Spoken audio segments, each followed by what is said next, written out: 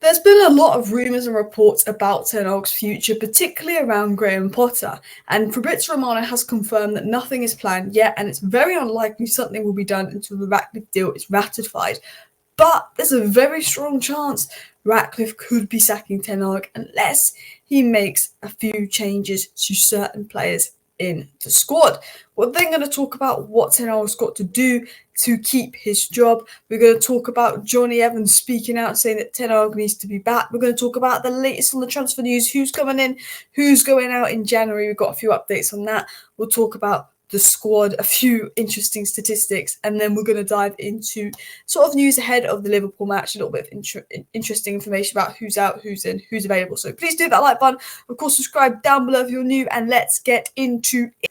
So I'm not interested in talking about Potter, Lopetegui, all these links about Ten Hag being sacked. I'm going to speak about what we know about Ten Hag, his current situation, information that's come out because there was a report saying that Man United players give Ratcliffe 4 reasons to sack Ten Hag. We're going to talk about this, and we're going to talk about how Ten Hag can save his future, because right now there is a feeling that when Ratcliffe is in, it looks like he will be gone. Ten Hag will be gone. But how can he save that? How can he let Ratcliffe stick with him beyond the season? It was obviously said by The Athletic, and it was said in November, just after Holders United were thrashed at home by Newcastle United to go at the Carabao Cup. The Athletic reported that there was a growing feeling of unrest within the squad, with some players beginning to lose faith in Ten Hag's methods. There have been questions over his decision to freeze out World Cup winning defender Rafael Varane, the exile of 73 million midfielder Jadon Sancho, who could have been handled more delicately, and the manager's remarks to that he wanted United to play more football when dropping Casemiro at halftime, etc., and that these stuff did not go down well. Apparently, Ten Hag is not close to many of his players, and he has lack of charisma handling the squad. Now, to break that down, we subbed Casemiro off, and we ended up winning the game versus Brentford with McTominay coming on. I'm not a big fan of subbing off Casemiro for McTominay. It works, so you can't have a problem with that. Maybe the comments, people want us to play more football. Yeah, don't have to say that. Rafael Varane's situation, absolutely baffling. Don't know what's going on. Varane shouldn't have been dropped the last 6 weeks. He's unbelievable. Jadon Sancho's situation, to be honest, Pep did the same to Guardiola. Guardiola didn't act out like a child. Sancho did. You've got to be strict with Sancho. I think the whole making him eat lunch with the kids is a bit too far. But at the end of the day, Sancho's been a bit of an idiot. And then, yeah, maybe Ten Hag doesn't have that charisma like someone like Ange Postecoglou does. And maybe he does need to handle the squad better.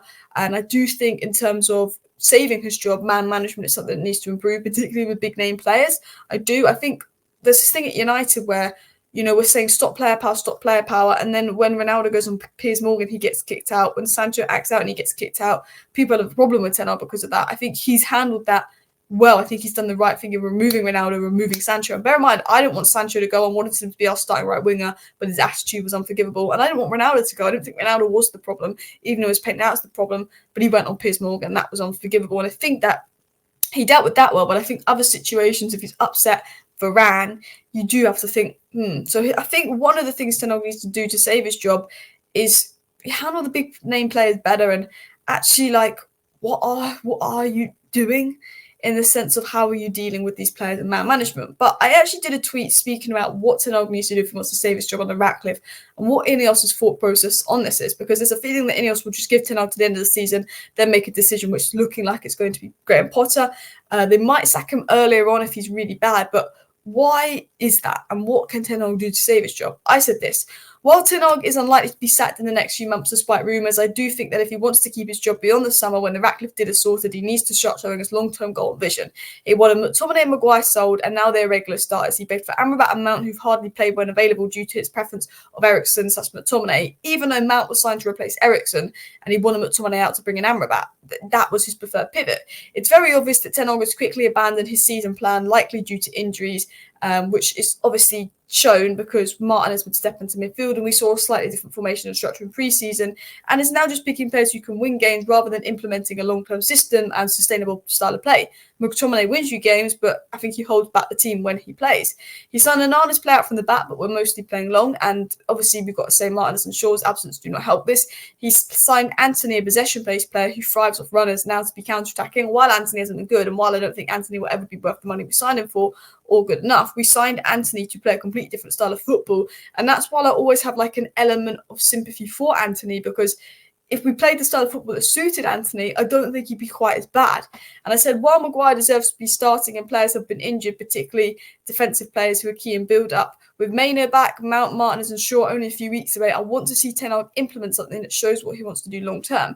The season is over already. If I'm Ineos, I give him to the end of the season, but we'll be looking more at whether we can improve, see a long-term plan that needs a few signings, and then evaluate the results when making the end-of-season decision.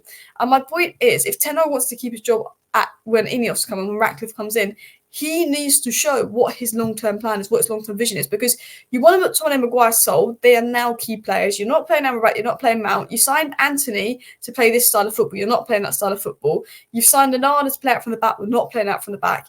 Yes, injuries have impacted us to an extent, but you need to start implementing your style without the injuries or not. I know our depth is poor, but we can't be 1-2 injuries away from having to change your complete style of play. That's not sustainable. I need you to show your style of play, your tactics, your plan, how you want to play, why you've signed Martinez, why you've signed Mount, why you've signed Onana. Because if I'm Ineos, I'm thinking, well, I want to back you, I want to bring in your signings, but I need to know that you're going to play that way. And if you get 1 or 2 bad results, not revert to, okay, look, Tomine can win us a game. Let's have him do his box scratching runs. We need to see, I think now, what is Ten Hag's long-term plan, because he's completely abandoned that, and we need him to sort of go, I'm not looking at results. We could finish 10th this season, but if at the end of the season we play good football, we end the season strongly, and I can see what Ten Hag's trying to do, and I can see which players we can get in and out to help that, and see that he's going to play a good style of football, keep him. If we finish 6th this season and it's this same crap, then that's when you evaluate, could Ten Hag go? Because I don't want Ten Hag to be sacked. I don't think he's a bad manager. I don't think the players are good enough. But what I want to see, and I think what a lot of people want to see, is him actually implementing a style. Because this tweet from Owen, I think, is spot on. It was said 6 out of 6 wins in the Champions League group stage is a first for Ajax. And Owen replied to this, crazy what can happen in 2 years. Look at the replies to this post. The strangest narrative is that Ten Hag isn't a good coach. He is, but he's made mistakes. It feels like just the latest name to be chewed up and spat out, a failing and rotten Man United top to bottom. And I agree with this. I want to give Ten Hag time. I want Ten Hag to succeed. I want Ten Hag to do well, because he's a good coach, but so many good coaches have come to United and been spat out. And I think Graham Potter would be another one. And I think the person after that would be another one. And I think you get to the point where instead of sacking manager every 2 years, let's just give this manager a little bit of time to see it out, change the people above him, change the players, and then you look at this coach and go, is he good enough? Is he going to implement a style of play? And if he's not implementing a style of play, and if you can't see the long-term direction, he goes. But I feel like there's a good coach in Ten Hag. I still want to back him. I still want to give him time. I've been critical of him. I think the rest defence is a disgrace. I think picking up Tomine, I don't get it. I think a lot of things Ten Hag's doing wrong, and I'll be very critical at Ten Hag, but I want him to succeed. I want to give him time. And I think a lot of players at Man United sort of feel this way too. Johnny Evans spoke to a Norwegian outlet, and he gave his full backing to Ten Hag, saying he's a fantastic coach, and I have no doubts about him. In January, we get a new window and a chance to improve the team. Not playing in Europe will give Ten Hag more time. I actually think the best thing that could have happened to us right now is not being in Europe, because then we've got that 1 game a week to focus. Evans said we've a tough period, but hopefully we'll get players back from injury and get more consistency into the team. It'll be good for Ten Hag. And Evans is spot on with that. Players back from injury, maybe a few signings in January. Don't think it's going to happen. We're going to get into that in the next slide, and maybe we can get some consistency. Now, looking into transfers, Inter are looking at Martial, but they'd rather get him for free in the summer and wait. Donny van der Beek likely to go to Germany, with Frankfurt being close. Sancho will 99% leave. Not sure where he's going, but Borussia Dortmund and Juventus are those linked. Varane exit in the summer is increasingly likely, especially with his contract situation. Romano has confirmed that United are looking at Girassi, Werner and Marlon as potential options, who sort of seen as a Sancho replacement. Not my kind of options. I'd rather just say, you know what, screw Werner, Marlon, Girassi. Just give Højlund to the end of the season, and let's invest that funds in a proper striker that's available in the summer, or someone like Todibo, because we are also exploring the centre-back market. But it's looking like we're only going to do cheap deals unless someone is sold. So that is the update on the latest for transfers. But I did want to talk about the fullbacks, because while fullbacks aren't in my top five positions to address in the summer, because we've got so many problems, this is at the top is progressive passes, so how much they progress the ball forward. At the bottom is defensive duels. And if you look in that sort of bottom sort of quarter, you can see that Delo is in there. You can see that Shaw is in there at the moment. I think Shaw's a good player, but he's just not been near his best. And to be honest, he has been playing centre-back a lot lately. And then you can see Reguilon is just about in the upper section. And then Wan-Bissaka, again, is in the lower section. When you see that where Trent and Trippier is, we see where Reece James is, Zinchenko is. You look at our kind of players and you look at other players and where they're around, you can see that the fullbacks have really, really been lacking this season as well. And potentially that's an area for improvement. Maybe someone like Frimpong coming in. Tenor wanted Frimpong. He wanted Mount because he wants those attacking-minded players that can drop deeper, I think, to help with creativity and stuff. Anyway, the scariest thing happening this week is the Liverpool game. I'm very, very worried.